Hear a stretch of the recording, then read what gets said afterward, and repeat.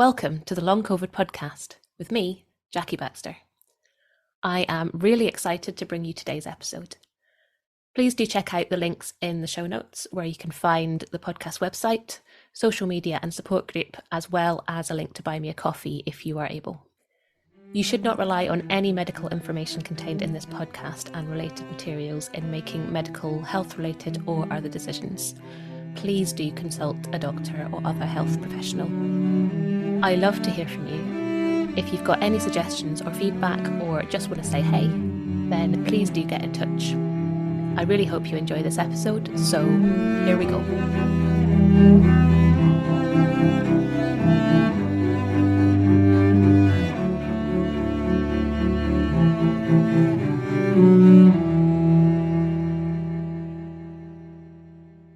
Hello and welcome to this episode of the Long COVID podcast.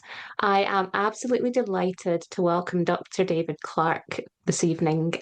We are going to dive into all sorts of stuff. Dr. Clarke has got many years of working with chronic illness, which now, of course, includes long COVID.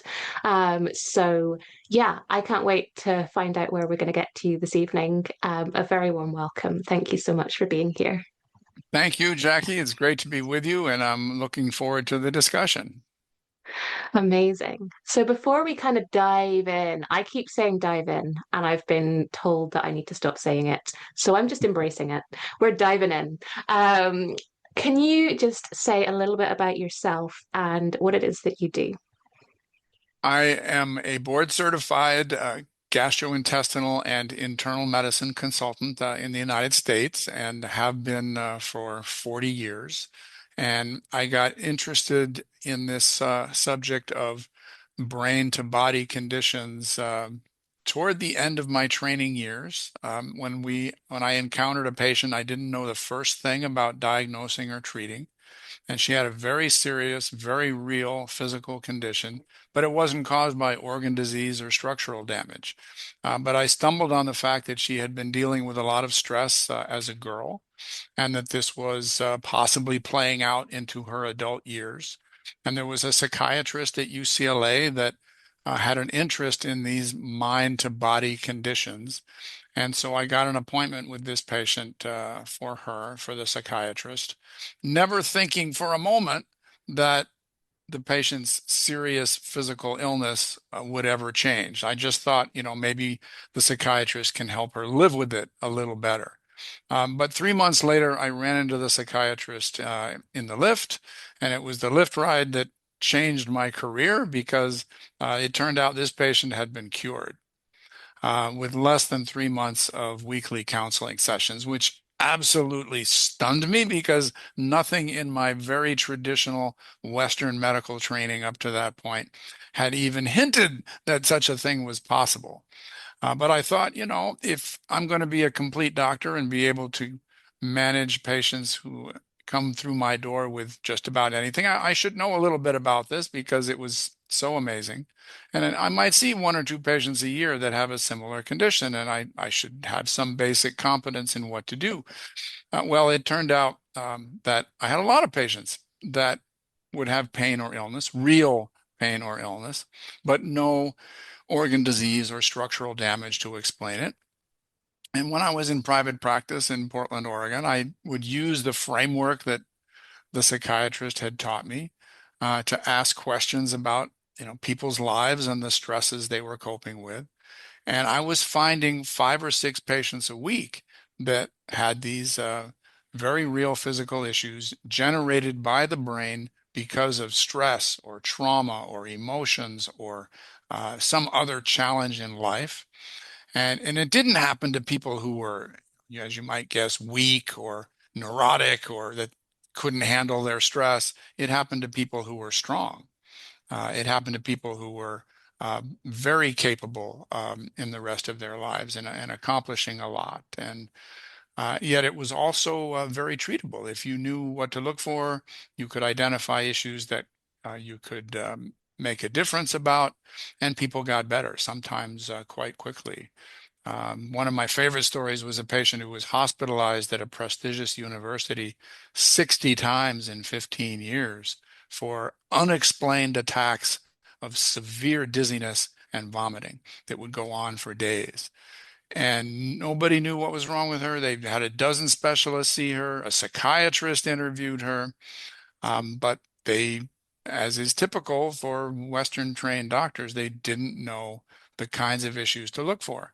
And I uncovered a major stress in her life, and I found that it was directly connected to her attacks of illness.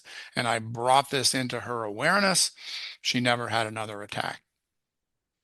She was completely well after that. So I was hooked. I mean, the ability to alleviate symptoms in people, real symptoms, just by listening to people tell their stories about their lives, and then talking to them about what changes they could make. It was just a remarkable thing to be able to do. And today we're 7,000 patients later that I have successfully diagnosed and treated. I'm the president of the Association for the Treatment of Neuroplastic Symptoms, which is what we call these things. Because they're connected to nerve changes in the brain, and plastic because they're capable of change, which is very hopeful.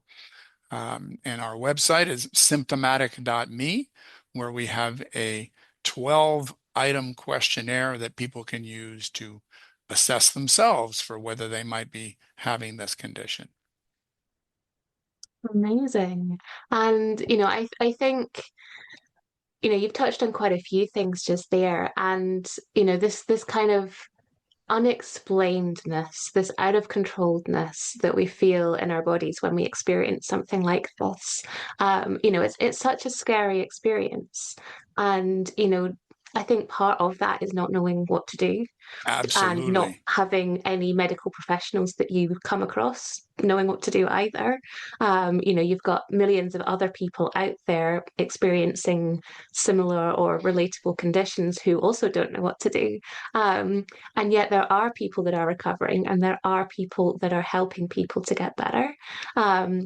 So it's absolutely so important to talk about the things that we can do. Now you'd used a couple of terms just then. One was it body to no brain to body conditions, Yes, and the other one was neuroplastic.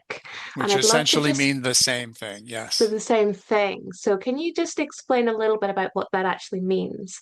Because I feel like this is somewhere that, we say the term mind body or brain to body or, these sorts of terms.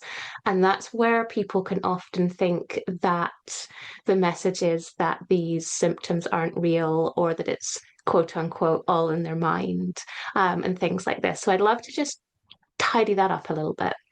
Yeah, those are the false assumptions. And, Mm, it's embarrassing to me as a physician that they're often still communicated to healthcare professionals today mm, that these symptoms are imaginary. They're all in your head. They're not real. They happen to people who are neurotic. They happen to people who can't handle their own stress. There's no diagnosis that's possible for you. There's no treatment that's possible beyond just trying to manage the symptoms. You're going to have to live with this. It's not really something that a physician should feel responsible for taking care of. Um, Physicians should be taking care of organ diseases and structural damage. And if you don't have either of those things, then there's really not much we can do. So all of those statements that I just made are false. And in fact, for most of them, the exact opposite is the truth. These symptoms are 100% real. The ability of this was something I had to learn is the profound ability of the body, I'm sorry, of the mind to affect body function. I mean, my very first patient, she was averaging one bowel movement per month, despite taking four different laxatives at double the recommended doses. Another patient, was bedridden, had to crawl from her bed to the bathroom and back, and that was all she could manage for well over a year. And again, from the brain doing this to the body. Another patient of mine, completely paralyzed stomach, not the abdomen, but the organ of digestion, stomach, absolutely frozen. It was not contracting at all. 100% from the brain doing this. Another patient I was asked to see, a 17-year-old girl on her 70th day in the hospital for unexplained abdominal pain. She was getting doses of morphine around the clock that are usually associated with patients who have advanced cancer. She had already seen 6 other consultants before I was asked to see her over the previous year and a half. Another patient had abdominal pains for 79 years. I mean, these are absolutely real symptoms, just as severe as symptoms caused by any other form of illness, but absolutely treatable as well. And they don't happen to people who are weak. In my practice, they happen to people who are actually quite strong mentally. They are just carrying a much bigger burden of stress than they realize. Most of them, if you ask them, are you under an unusual amount of stress? They would say, no, not really. I mean, not more than anybody else. And It turns out that they have been carrying so much stress for so long that it feels normal to them. But if we took that stress and we put it on some other random person off the street, they would be crushed by it, typically. There are so many examples, but the that very first patient who was, she told me she didn't have any stress. She was happily married. She worked half-time in a bank. She had 2 children. Her life was going along quite well as far as she could tell. But she had been sexually assaulted by her father as a girl hundreds of times. 25 years in the past, yes, but still having a profound stressful effect on her at the age of 37. And, I had not, before that patient, I had not heard a story like that before. But stories along those lines are quite common for me to hear now. Yeah. And I think what I kind of learned, I mean, similar to some of the things that you've just said, I didn't think I was that stressed. And now, with the benefit of hindsight, I was thinking, oh my goodness, what was I doing to myself? Someone used the analogy of the frog in the hot water. Yes, So if you put a frog into hot water, it will jump out because like holy hell, it's hot. But if you put the frog into cold water and gradually warm it up, it doesn't realize until it's, well, too we don't need late. to be any more graphic there. Yeah, Yeah. And I think I was the frog in cold water. I was getting heated up and up and up and up and up over and over and over. And the body eventually said no. Whereas now, every time I start dipping my little froggy toe back into boiling water, I'm like, whoa, let's not be going there. That's not very nice. So it's amazing how that kind of benefit of hindsight and experience, I suppose, can. Well, that's why it's called hindsight, isn't it? I yeah. guess. Well, one of the most profoundly useful exercises that I have my patients do is when they've told me about the stress that they've been under, and they're telling me, it wasn't that bad. Other people have been through worse. I think I've successfully dealt with it. I will ask them to imagine a child of their own going through the Mm. same experience that they did as children. And it's not always, surprisingly, it's not always something as horrible as sexual abuse. It can be almost anything that puts pressure on a child. That, even when the pressure is well intended, even when the parents don't necessarily know how much pressure they're putting on. One of my patients told me that the only time he got praise or support from his parents was when he did something better than his brothers and sisters could do it.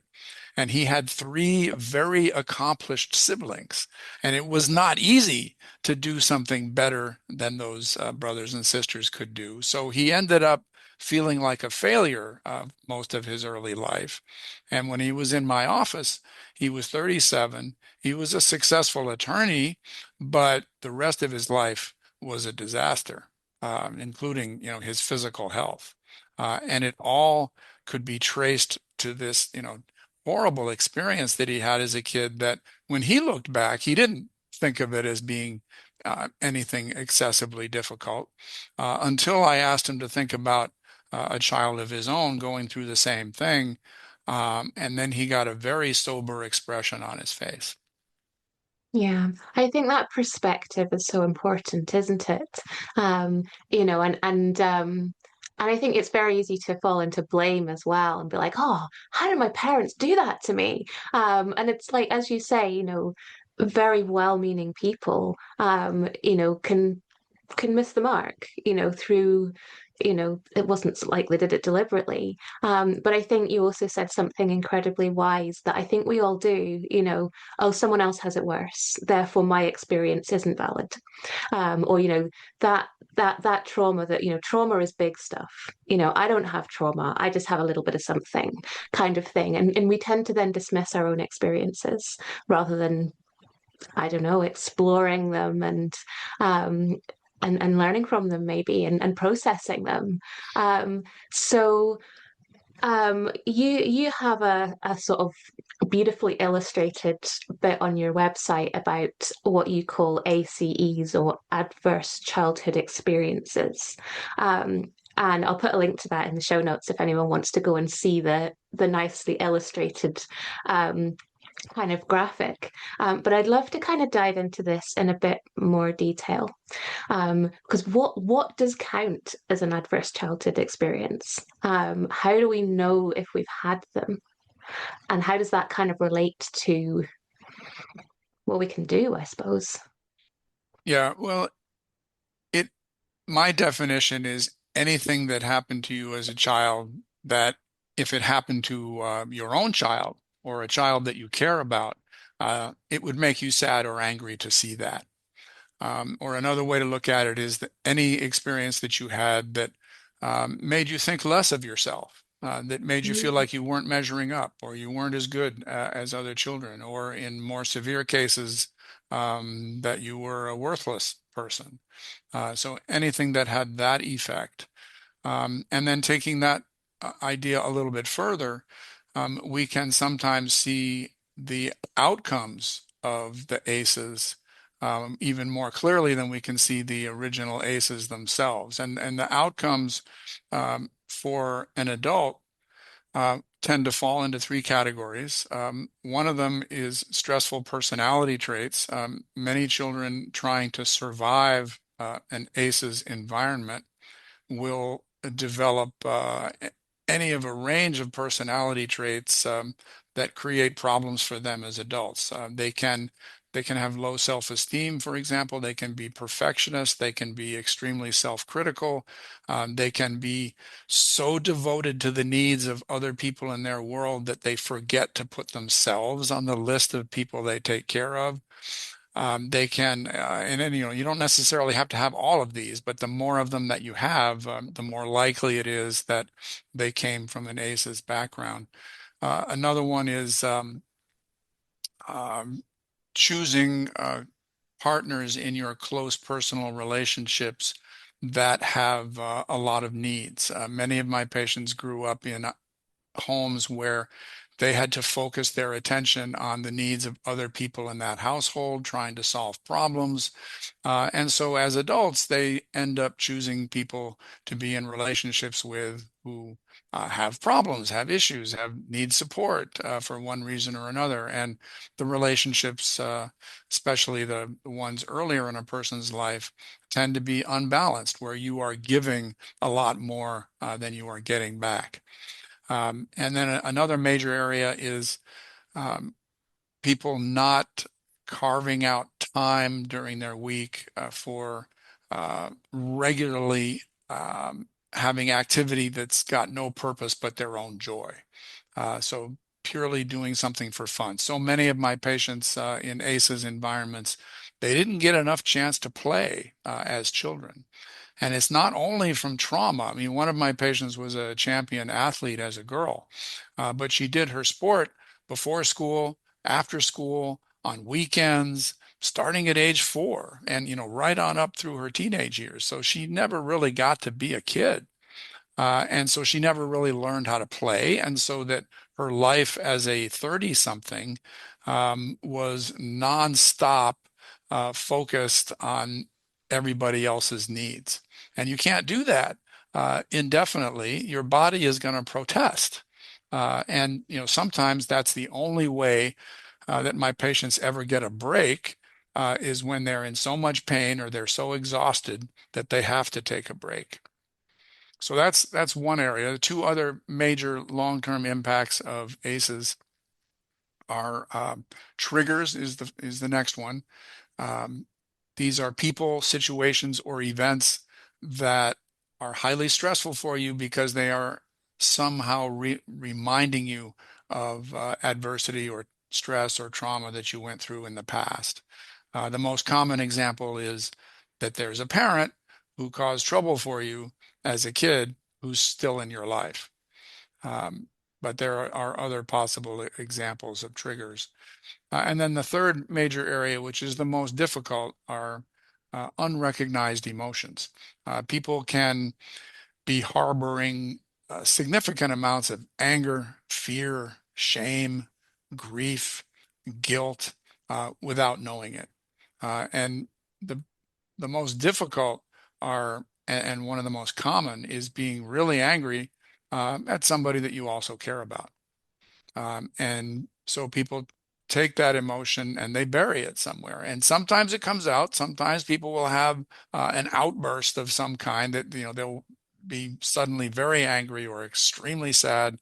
And they'll wonder, why did that come out? What made that happen? There was, seemingly not a sufficient trigger for the amount of emotion that was released. And it's because many of my patients are like dormant volcanoes on the outside with boiling magma of emotion on the inside. And helping people to connect with those emotions and put them into words is a big part of the treatment. Yeah. And I think, when we become unwell with something like long COVID or ME/CFS or any of these, what we call, unexplained illnesses, that there are on top of any emotions that may have built up throughout our lives. There's all those really hefty emotions that come along with our entire lives being completely torn to shreds as well. So your kind of bubbling dormant volcano is kind of getting more and more piled on top of that, isn't there? And I think, That's right. it's, yeah, emotions certainly for me is something that I have always kind of repressed because I'm British. We don't talk about emotions. You don't show any of that. You bury it and you bury it and you bury it. And we have t-shirts that say keep calm and carry on. They're basically, it's the instruction manual for repressing emotions. So yeah, I think it's something certainly that I have noticed in myself now that I'm much more able to, I'm not perfect, but I'm much more able to actually notice and acknowledge emotions in a way that I would have just shut them up and zipped up before. So yeah. Um, but this is so fascinating because I think one of the things that have really just kind of light bulbed for me just there is that idea that actually it doesn't have to have been a malicious, a big, or a kind of obviously bad thing to have happened to you as a child. Some of them could probably have be, almost insignificant unless you really understand.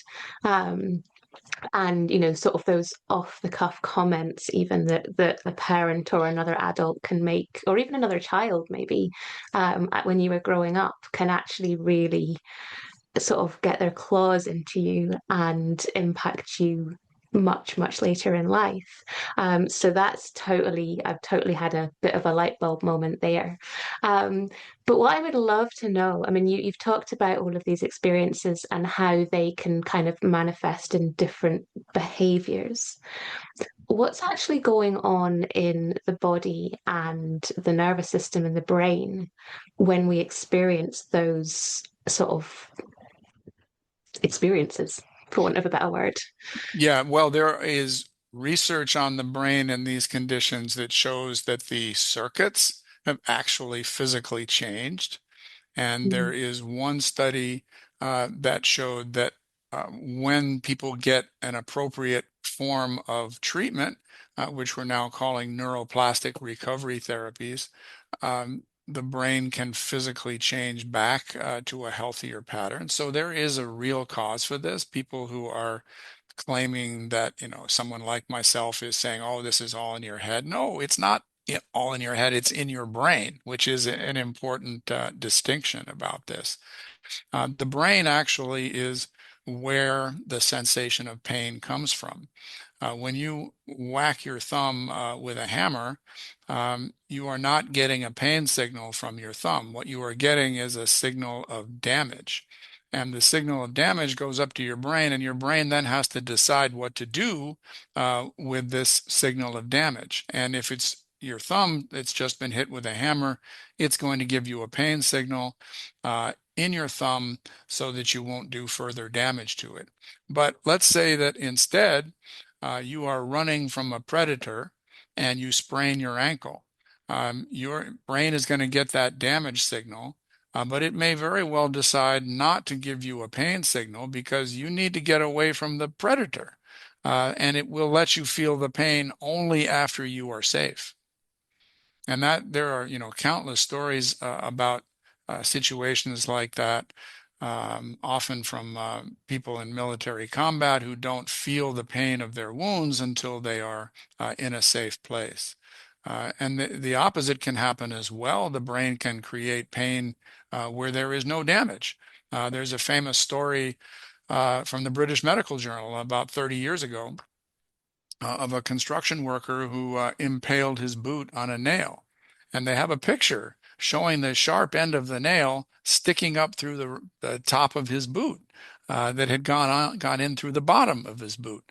So he's instantly in agonizing pain. He is rushed to the emergency room. He's given morphine by vein to alleviate the pain, and then the boot is carefully cut away only to reveal that the nail had passed cleanly between his toes. He didn't have a scratch, but the brain had created that pain there. And the brain can also send signals into your GI tract and various other places, your bladder. You can get migraines from this, dizziness, ringing in the ears, nausea, vomiting, diarrhea, constipation, pelvic pain, genital pain, joints. The low back is a big one. Recent study, 88% of pain in the lumbar spine was brain to body neuroplastic pain. Um, and certain kinds of rashes can be from this. Um, a lot of cases of long COVID, ME/CFS, irritable bowel, fibromyalgia, functional neurologic disorders, complex regional pain syndrome. I mean, the list just goes on and on. Brain fog, temporomandibular joint, visual disturbances, lump in the throat. I've seen all of these. One of my patients had itching over every square inch of his skin for 3 years, and his doctors were at a complete loss. Um, he was 95% cured after we uncovered the reason for it. We'll be right back. I'm interrupting myself for a second to tell you about long COVID breathing. The fabulous Vicky Jones and I have teamed up to bring you long COVID breathing. We are both passionate about sharing our expertise and experience of the breath and how incredibly helpful that can be with long COVID. We've worked together to develop a course that is specifically tailored to those with long COVID. It's a 6-week course with 12 sessions, all delivered online. The community feel and learning that we're all sharing is such a joy. To find out more information and to sign up for our courses, workshops and other shorter sessions, please check out the link below, longcovidbreathing.com, or email longcovidbreathing@gmail.com to start your breathing journey with us.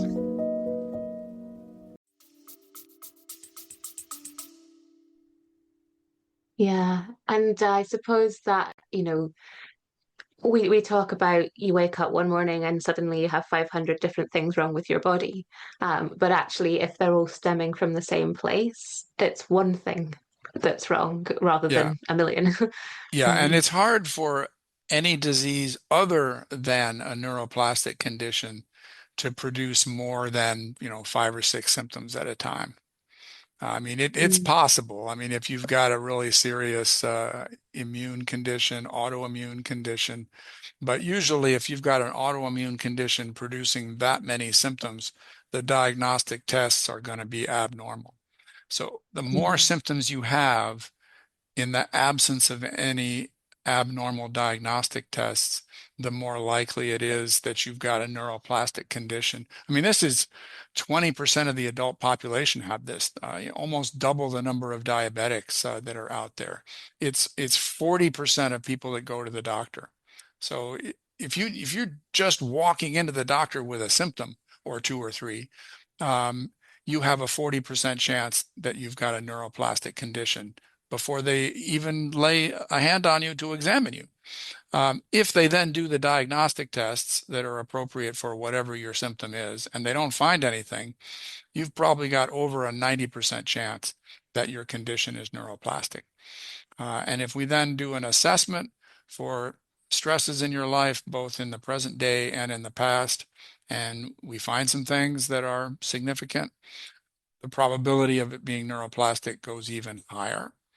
And if we then treat you for those stresses and you start to improve, then we're approaching certainty of the diagnosis. yeah. I know you said a moment ago, and you mentioned earlier as well, the sort of diagnostic testing. And, I imagine everyone listening has been to their GP and they've had the experience where they said, I don't feel good. I have all these symptoms. Maybe I had COVID and it showed up after that, or maybe it was a different trigger.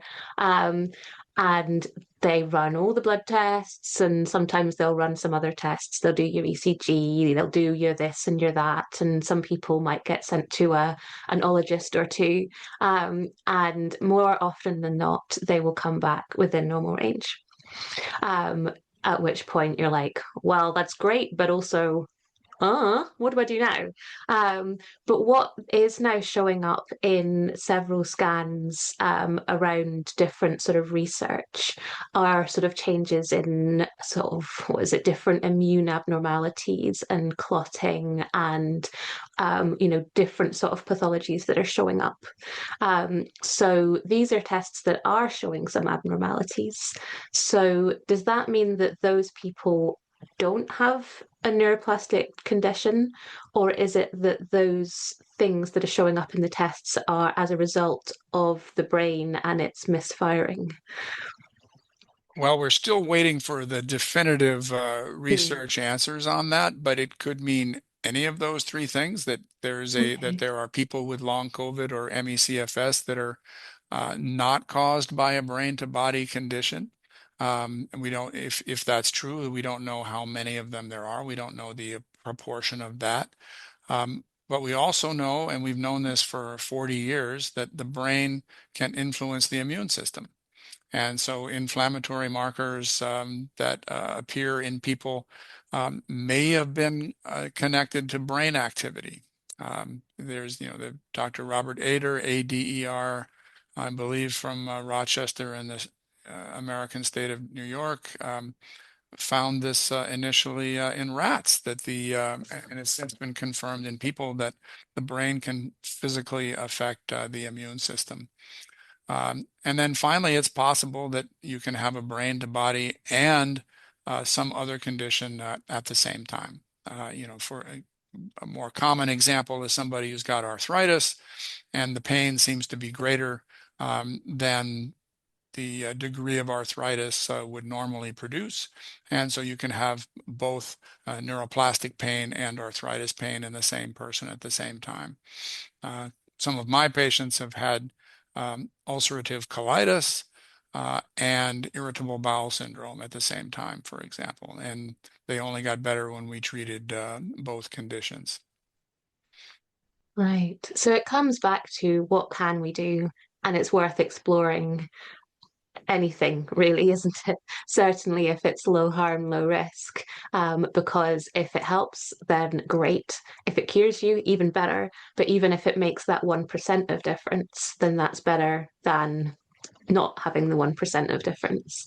Yeah, Um, absolutely. And the if you have the kinds of stresses in your life, past or present, that are capable of causing physical symptoms in the body, then those are worthy of treatment for their own sake. yeah, And it doesn't mean that we are writing you off as somebody who doesn't have a physical condition. We're just trying to look at every possibility and successfully address those that we find. And if we're lucky, addressing the brain to body condition will provide somebody with complete relief of their condition. The person that I mentioned earlier who was crawling from bed to bathroom and back for over a year, made a complete recovery. And she was actually a film director from Hollywood.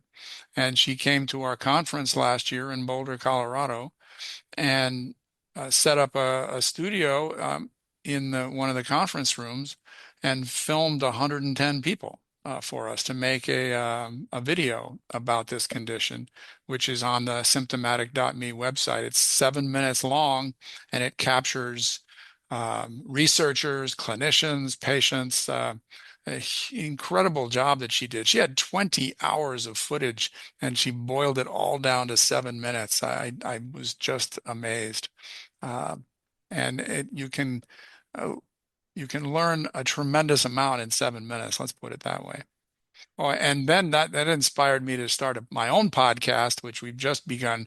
I'm 171 episodes behind you, but it's where I interview patients and talk pretty much like I used to do in my office. I'm not seeing patients anymore, but for the podcast, I'm interviewing people about their lives, past and present, and their symptoms, and try to provide insights from those stories that can help anybody who watches. It's called The Story Behind the Symptoms.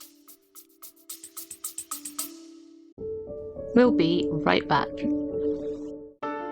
Hey there, I'm just jumping in for a second to see if you're enjoying this episode. If you're finding it useful, maybe you would consider sharing it somewhere, a friend, a group, or even on your Twitter feed. If everyone was able to share just once, we'd be able to get this information out to even more people who really, really need it. So please consider sharing somewhere if you possibly can. I hope you enjoy the episode, and thank you so much.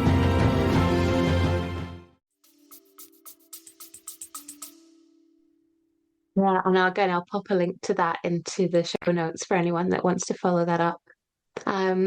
So coming back to things like stresses and traumas and adverse child experiences and emotions, and this kind of like melting pot of stuff that we have experienced throughout our lives. And then we have the COVID virus in terms of long COVID or any other virus that may have caused ME/CFS, past, present, or future. Um, so again, I think one of the things that tends to come up is people become very resistant because they say, well, my illness isn't caused by prior stress, trauma, childhood experiences, emotions. It was caused by the virus that made me sick. And I mean, clearly that is true because it was the virus that made them unwell that they then didn't recover from.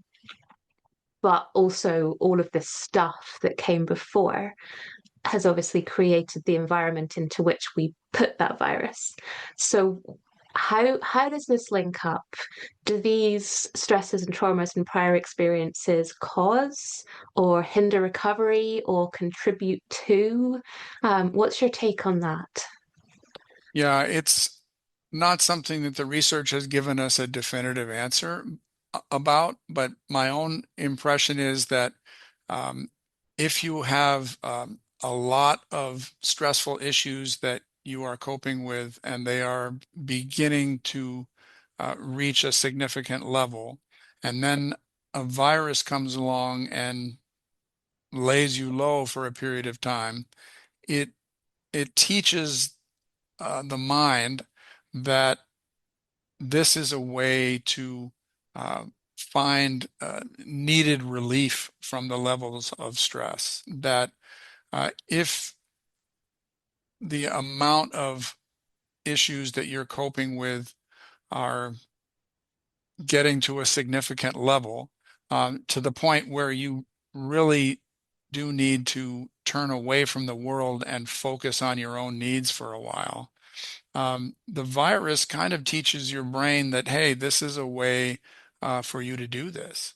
And by extending the same symptoms that you had with the virus on into the indefinite future, it gives you the space to kind of send that message that there are issues you need to work on.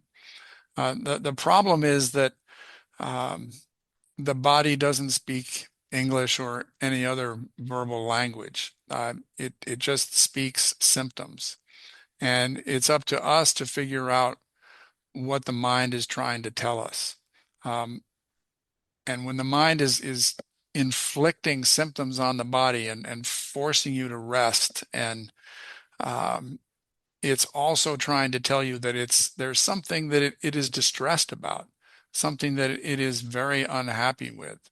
But it really can't say any more than that. And it's my job as a clinician to try to help people understand what that might be. What is it that the mind is unhappy with? What is it that the mind is uh, trying to communicate that it's in distress about?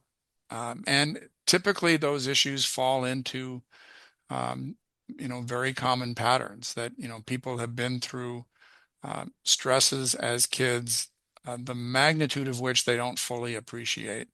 And it's had impacts on their personality traits and their emotions, and it's left, triggers in their lives. And if we can bring all of those into conscious awareness, then we can deal with them successfully, and we can interpret the message that the mind is trying to communicate. So it really is learning that language of the body, isn't it? I'm a musician in my previous life, and we talk about music being a language of itself, and you have to learn that language in order to read your music and play your music, um, and the body is kind of, well, it's the same but different, isn't it? It has its own language and it speaks in symptoms rather than notes, or words, and it's our job to work out what it's trying to tell us, isn't it? And it's not easy. It's No, not and easy that's a, at all, that's but it's a a great skill. wonderful analogy with music. I had not heard that Mm, before, and I think that is so accurate. yeah. Oh, I just made it up, so I'm glad it landed. No, that was Um, that was inspired, and it is. I mean, one of the reasons why I think human beings love music is that it touches our emotions, mm, and it touches our emotions in ways that other things do not. And we all feel emotions in our bodies as well. If we're afraid, there's the expression heart pounding excitement. Or if we're tense or nervous, the phrase butterflies in the stomach, or feeling a knot in your stomach. And those are all brain to body reactions. Even people who've never come close to long COVID have experienced those. Or blushing with embarrassment is another brain to body reaction. And this form of illness is just a more severe and long lasting version of that same phenomenon. Um, but the problem is that in my patients, they are not aware of what the emotion is that's creating this. If you're about to have a job interview and you really want this job and you know there's a lot of competition for it, you might get a knot in your abdomen, but you know why you've got a knot in your abdomen. But if you are dealing with a stress from long ago that you've carried for a number of years and that feels normal to you, you may get the knot or the fatigue or the brain fog or whatever it is, and you're just completely at a loss to know where it's coming from. Yeah. So it's coming back to that translation, isn't it? Yeah. What's your story? Um, yeah. So what do we do? It's very empowering to kind of have understanding of all of this. And, awareness is step one, isn't it? Awareness is step one because then we can work out, okay, what do I do?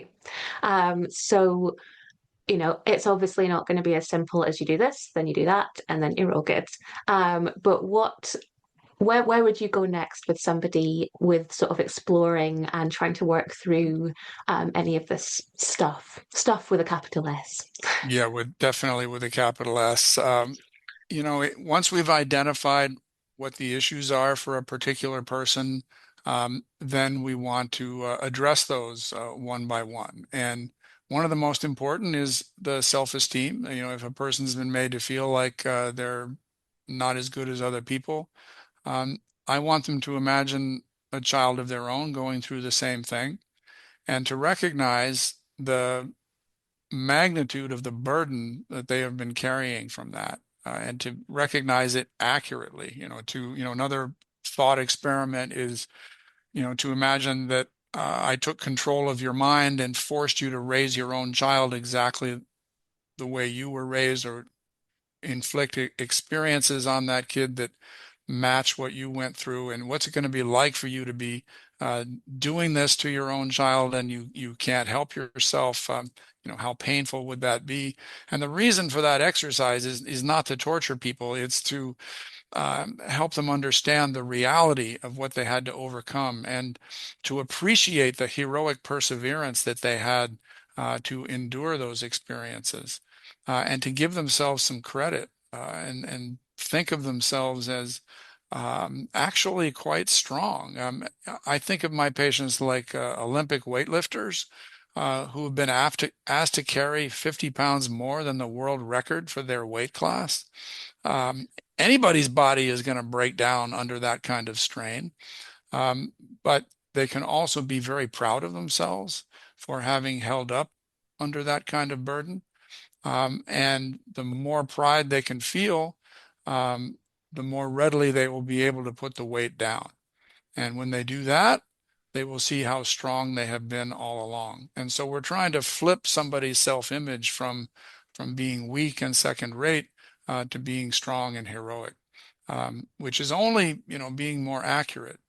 And when people can think of themselves in those terms, it changes a lot of things. It makes it much easier to set aside regular time for yourself for activity that has no purpose but your own joy.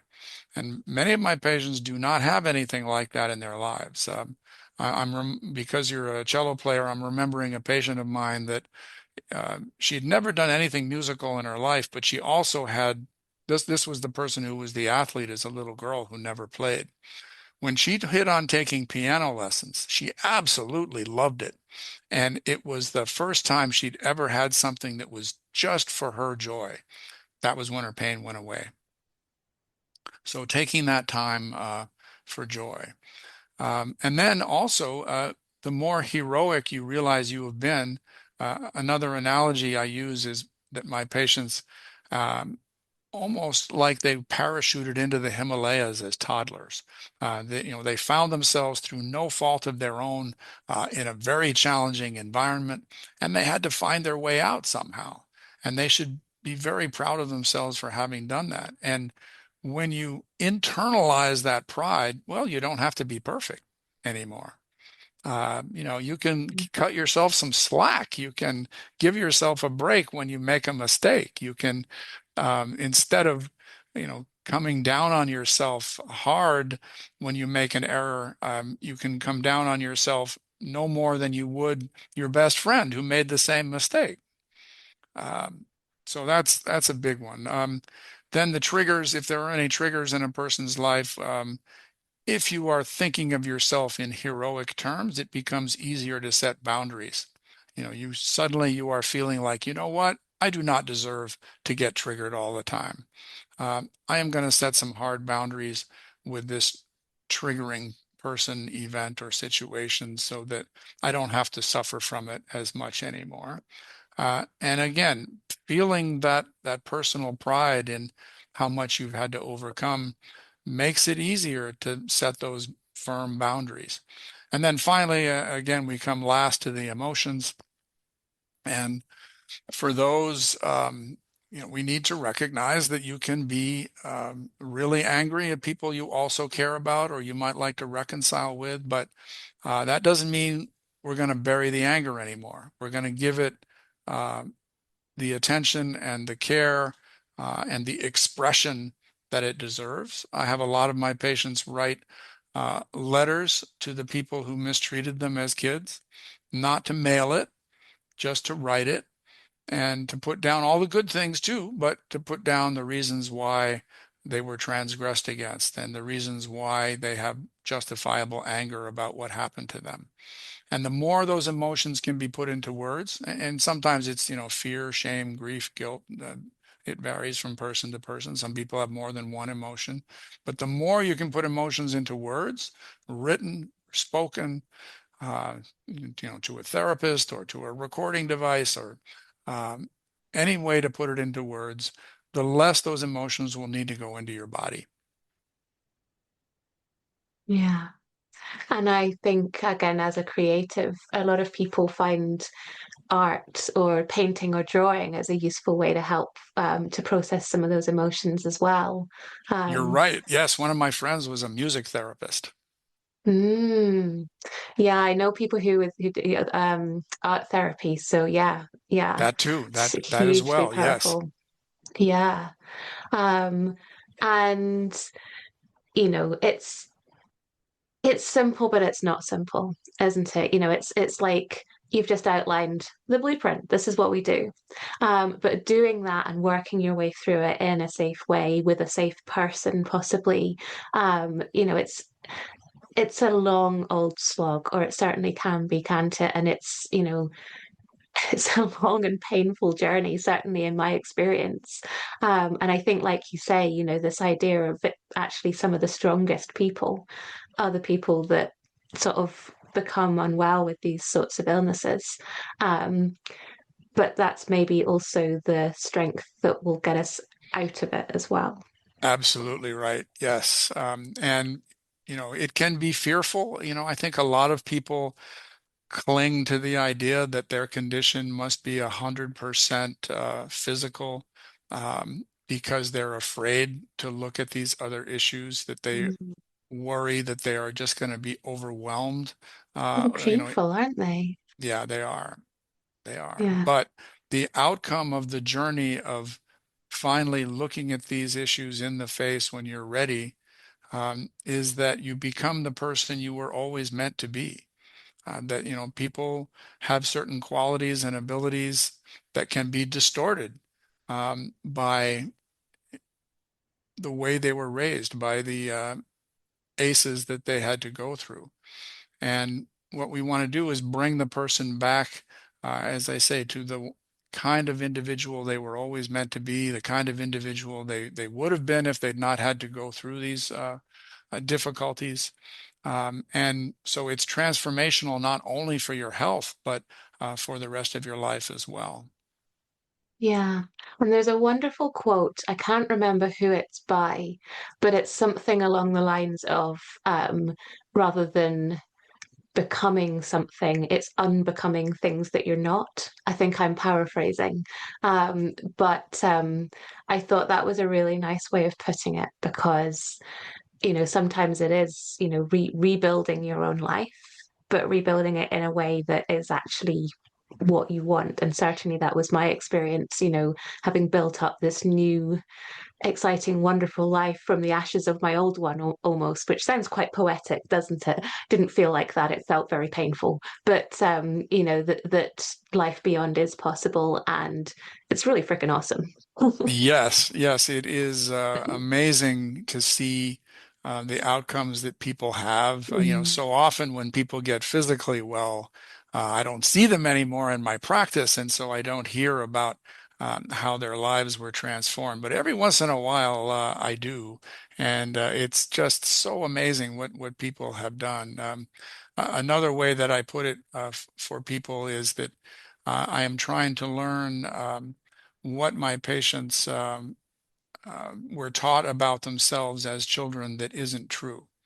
And Mm. that we want to unlearn that. We want to replace those false assumptions with the reality of the quality of the person and the strength of the person and the worthiness to be indulge in self-care. And uh, everything changes, not only the health, but the personal relationships. And one of my patients was actually, known to the public, and um, she came to me because she had 5 or 6 different physical symptoms for 20 years. And, we got into a discussion about her childhood, and it was, not very good. But she was insisting that it was, relatively minor. Her parents used to fight with each other verbally and emotionally on almost a daily basis, and she was the only child, so she would try to be the peacemaker. And because she's just a child, she wasn't very successful. And then her parents divorced it when she was 8 years old, and you would think that would solve her problems, but unfortunately, the parents continued living in the same household. And so from her perspective, nothing changed. They slept in separate bedrooms, but from in terms of fighting with each other, nothing happened. So here she is, in her late 30s, and she's still having all these physical symptoms, but she made a remarkable transformation. Yeah. And and as you said, whether this is the full story or part of the story, it's work that's important to do, because even if it just helps a bit, then it's got to be better than not doing it, and not seeing any improvement. Um, Thank you so much for coming along. I feel like you've blown my mind a little bit. I think we've covered a lot of stuff. I hope some of it is useful. I'm sure all of it will be useful. I'll make sure that I put all those links that I've mentioned into the show notes. So if anyone wants to check out your website, your beautiful graphic, your podcast, or anything else that we've mentioned, I'll make sure that that's all linked. So thank you so much for giving up your time. It's been so amazing chatting. Thank you for all you do, Jackie. I know you're helping a lot of people. Thank you so much to all of my guests, and to you for listening. I hope you've enjoyed it, or at least found it useful. The Long COVID podcast is entirely self-produced and self-funded. I'm doing all of this myself. If you're able to, please go to buymeacoffee.com/longcovidpod to help me cover the costs of hosting the podcast. Please look out for the next episode of the Long COVID podcast. It's available on all the usual podcast hosting things. And do get in touch. I'd love to hear from you.